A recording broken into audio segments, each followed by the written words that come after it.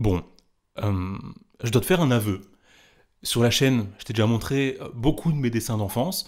Certains n'étaient pas très glorieux, mais il y a une chose que j'ai gardée pour moi jusqu'ici. Une chose que j'ai mis de côté, quelque chose qui a une certaine valeur sentimentale à mes yeux. Rassure-toi, c'est toujours pas quelque chose de très glorieux. Cette chose, je voulais te la dévoiler aujourd'hui dans cette vidéo. Il s'agit en fait de mon tout premier manga.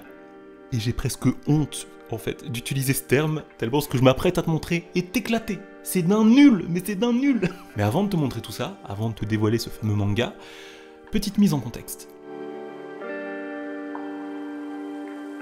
Ça fait maintenant 9 mois, presque jour pour jour d'ailleurs, que j'ai emménagé dans mon appartement. Il était temps pour moi de quitter le fameux cocon familial, il était temps pour moi de quitter ma chambre d'ado. Alors, je sais pas si toi, t'as déjà eu l'occasion de déménager dans ta vie, que ce soit tout seul ou avec tes parents ou bref avec ta famille, mais quand tu t'apprêtes à partir pour aller vivre ailleurs, il y a une étape extrêmement ennuyante par laquelle tu dois passer. Psychologiquement, j'étais pas prêt. Sur le jeu de piste de l'émancipation, c'est une case obligatoire.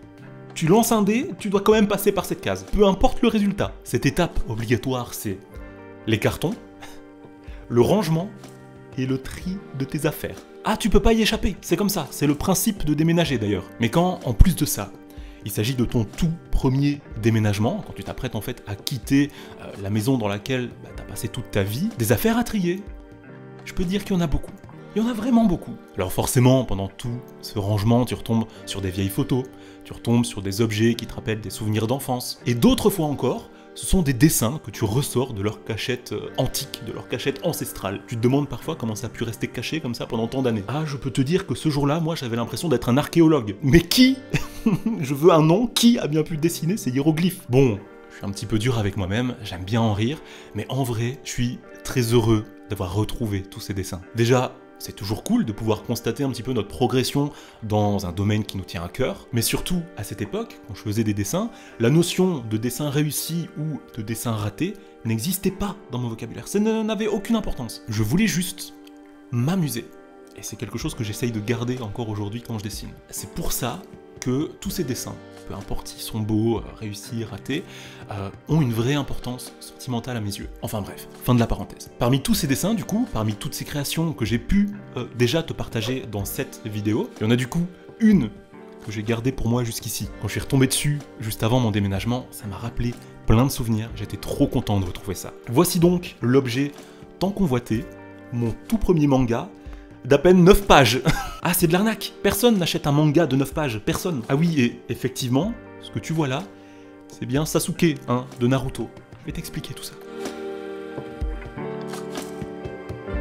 Déjà, ce que j'ai là dans la main, c'est le résultat d'une frustration extrême. Mais avant de t'en dire plus à ce sujet, je pense qu'il est temps pour moi de te montrer de plus près ce fameux chef-d'œuvre. Chef-d'œuvre avec d'énormes guillemets, hein. Voici la stratégie du maître. Mais quel titre! Bon, ça a traîné dans le sac d'un ado de 14 ans pendant je sais pas combien de temps. Tu excuseras l'état de la couverture. Je pense que tu l'as compris, avec la face de Sasuke en gros plan comme ça sur la couverture, et puis le Naruto Shippuden sur le côté.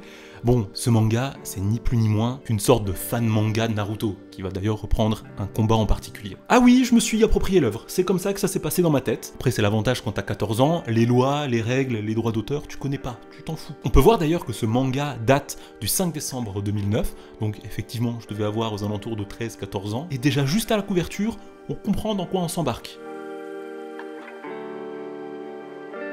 Page 1, qu'est-ce qu'on a? Bon, visiblement, on a déjà une énorme punchline. Viens te battre, Uchiwa Sasuke. Je viens pour te tuer, Uchiwa Itachi. Ah, il y a un petit côté épique dans le dialogue, on se fait plaisir. Alors juste, petite parenthèse, là, on aura seulement 2 petites pages de screenshots un peu modifiés, un peu photoshopés sur Paint, hein. Mais t'inquiète pas, les pages vraiment dessinées arrivent juste après. On remarquera d'ailleurs le nouveau Mangekyo Sharingan de Sasuke, qui vient de nulle part. Un Mangekyo totalement inventé, il a pas du tout ces yeux-là, hein. Alors, je te parlais de frustration juste avant. Bon, je pense qu'il est temps de t'expliquer un petit peu tout ça. En fait, à cette époque, j'étais un énorme fanboy d'Itachi. J'avais d'ailleurs sa bague de l'Akatsuki pendant des années. J'adorais littéralement ce personnage. Et si t'as vu Naruto, bon bah, tu sais qu'Itachi est mort. Et moi, eh bien sa mort, je l'ai pas du tout encaissé. Ah, j'ai pas accepté ça. En fait, avec ce manga, je voulais lui offrir une plus belle fin, une plus belle mort. Et bon, en vrai, tu vas le constater, j'ai fait à peu près n'importe quoi. Ah, là déjà, sur la 3e page, la page de droite, on a du dessin. Mais chaque chose en son temps. On va d'abord s'attarder sur la page de gauche. Oui, parce que le sens de lecture, je l'ai fait comme un livre et pas comme un manga. Bien joué, Julien. On a visiblement Tobi qui veut empêcher Sasuke de se battre contre Itachi. Il lui dit clairement qu'il va pas le laisser faire. Mais je croyais que tu détestes Itachi. Bon, déjà, Sasuke, super niveau de dialogue, hein. Et puis pour le français, on repassera. Vraiment ? Tu m'impressionnes, Julien du passé, c'est archi mauvais. En effet, à cause de sa force. Mais comme il est devenu moins puissant, et que toi, tu représentes un danger, eh bien, à nous deux, on te tuera, on va te tuer. Bon, là, j'étais clairement parti sur une alliance Madara-Itachi pour buter Sasuke. Oui, parce que à cette époque, on était persuadé que Tobi, c'était Madara, je te rappelle. En tout cas, moi, j'étais largement tombé dans le panneau. Ah, j'assume. Attention, page 3, retournement de situation. Itachi qui crie à Sasuke que c'est le moment. Ils préparent tous les deux un shuriken, ils le balancent en même temps. Bon, là, tu l'auras compris, l'idée maladroite, c'était de créer une surprise pour le lecteur. On remarquera la finesse d'écriture. Itachi et Sasuke faisaient en fait semblant de se battre depuis le début, juste pour attirer Madara, Tobi, dans un piège. Ah, ça c'est du retournement de situation, hein. Bon, on a les shurikens qui se frappent l'un l'autre et qui ricochent. Bien sûr, Madara, le Uchiwa légendaire qui a des Sharingan, qui sait normalement prédire tous les mouvements, n'a pas su anticiper ça. Juste 2 shurikens qui se fracassent l'un l'autre, il a pas su prévoir. Il esquive le premier, mais le second, il se le prend en pleine face. Le masque se fissure, et attention, révélation dans 3, 2, 1...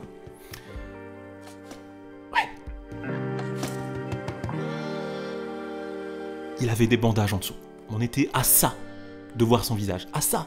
Le masque tombe, Sasuke apparaît derrière lui et l'immobilise. Évidemment, on a Itachi du coup qui vient se servir en ponctuant ça par « Tu es la honte des Uchiwa, Madara ». Alors juste, petite parenthèse, je te rappelle Itachi que t'as quand même buté à peu près tous les Uchiwa, hein. Je sais pas lequel des deux peut être le plus honteux. Itachi lui a donc volé son œil, bon... pas fait ça très proprement, on a quelques taches de sang sur le mur. Et maintenant, on va pouvoir découvrir le nouveau pouvoir d'Itachi.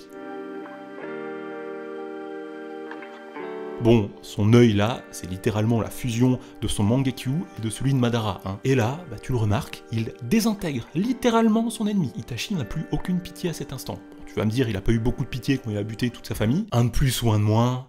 Ah bon, ça se négocie. On a Sasuke qui se met en position commentateur. Il le désintègre grâce à son nouveau pouvoir. Alors bon, effectivement, je pense qu'on l'avait compris. En vrai, je me moque, mais à l'époque, je m'étais vraiment amusé là-dessus. Et en plus, j'en étais fier, j'en étais super content de ça. Je l'avais montré à tous mes potes. Alors attention, à la dernière page, la plus triste. Itachi, qui a ses yeux grisés, qui se referme un petit peu comme s'il perdait connaissance. Sasuke, maintenant je peux rejoindre papa et maman. Prends soin de toi, petit frère, et protège le village. Adieu, keuf, keuf. Et on termine sur un Sasuke qui est littéralement abattu de voir son grand frère mourir. C'était donc là la mort héroïque d'Itachi. On sait pas vraiment pourquoi il est mort, hein, mais il est mort. Et moi j'estimais à cette époque que c'était une plus belle mort que celle que l'auteur lui avait donnée. Faut pas chercher à comprendre.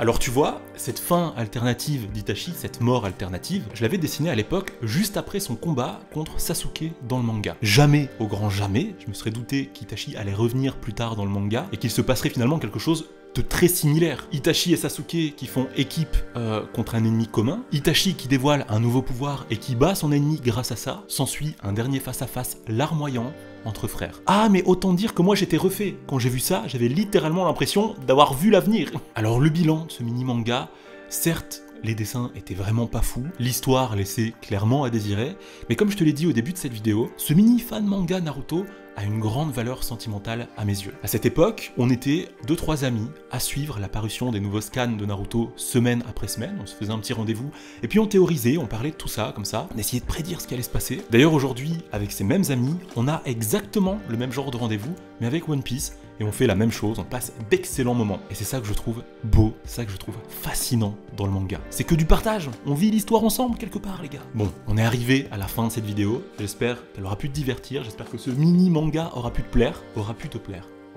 J'espère qu'il t'aura plu en fait. J'attends avec impatience tes commentaires, je suis certain que le Julien de 14 ans se serait régalé à voir toutes vos réactions. Il est maintenant l'heure, il est maintenant temps pour moi de filer. Je te dis à très bientôt pour une prochaine vidéo sur la chaîne. D'ici là, porte-toi bien, parce que tu le sais, c'est ce qui est le plus important. Salut!